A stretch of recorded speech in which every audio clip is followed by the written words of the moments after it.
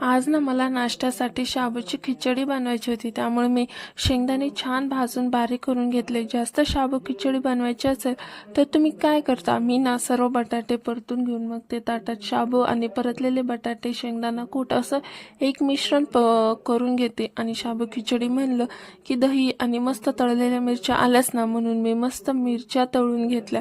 नंतर शाबूसाठी लागणाऱ्या बारीक चिरून घेतलेल्या मिरच्या त्यात घातल्या. जेवढा शाबू बसल तेवढं मिश्रण मी कढईमध्ये घातलं आणि त्यात चवीनुसार मीठ घालायचं. बसल तेवढं मिश्रण मी कढईमध्ये घातलं आणि ते 10 ते 15 मिनिटं छान परतून घेतलं. छान परतून घेतल्यानंतर आपली मस्तपैकी शाबू खिचडी रेडी.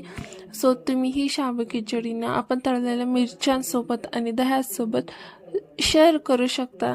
चला, आजचा माझा नाश्ता झाला. Bye bye.